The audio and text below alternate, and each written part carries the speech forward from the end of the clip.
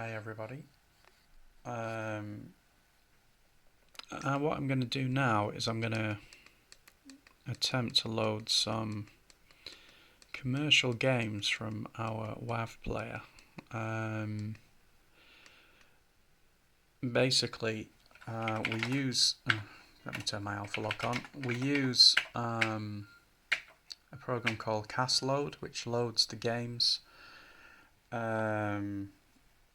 Try to get that there on the screen for you at the bottom. See, it says a.castload.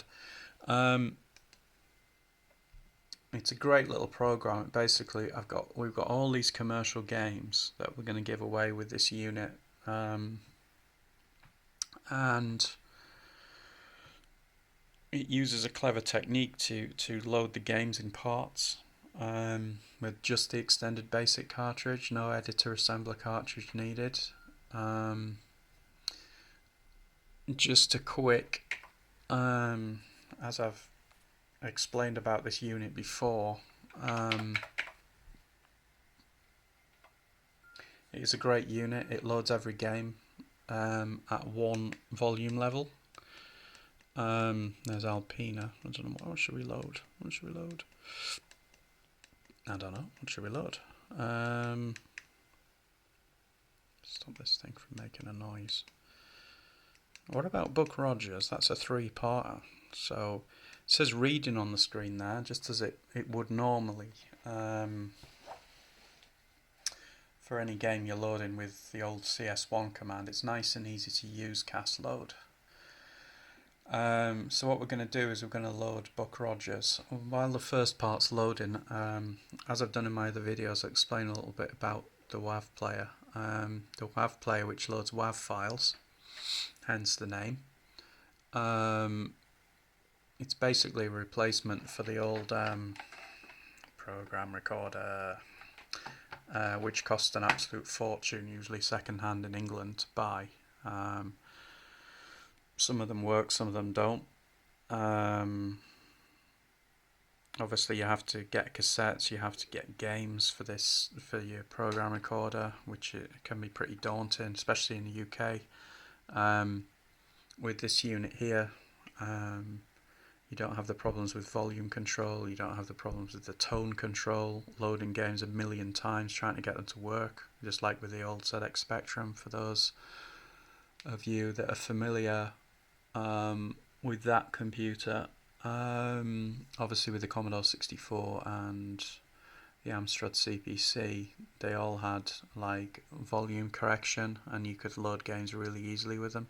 But with the TI-99 and Spectrum, etc., with their old bit machines, you had problems. You can record to it as well.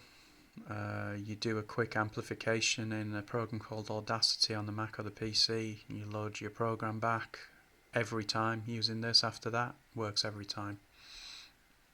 So what are we now? Okay, so that's actually coming up on finishing. So what it'll do is it'll ask us for the next bit of the file. So we're going to do what it says and stop that thing from making a noise. We're just going to press enter and then it's just going to ask us for the next part. So we see we're on Buck Rogers 1. I'm just going to go to Buck Rogers 2. It says reading. I'm just going to press play. And it's going to be this simple. I'll just pause it while it loads that part. So we have finished part 2. I'm going to put it onto part 3. We've got the same message again. Ignore rewind tape message. Just forget about all that. Just press enter until it says reading. Load your next part. This is actually only 30 seconds, so I can stay with you for that anyway. So this item's going to be available soon on eBay UK. I am going to bring out another load of games as well, which will be on an SD card. So that's something to look out for the future. But for now, let's just load Buck Rogers and let's see it working. Data okay every time. And press return. And there you go, Buck Rogers working from tape. Yeah, watch out for my other videos. I'll release an overview of this unit. Probably what I'll do is I will definitely try to do a recording demo where what we're going to do is we're going to save something to tape, basically to the SD card, I beg your pardon.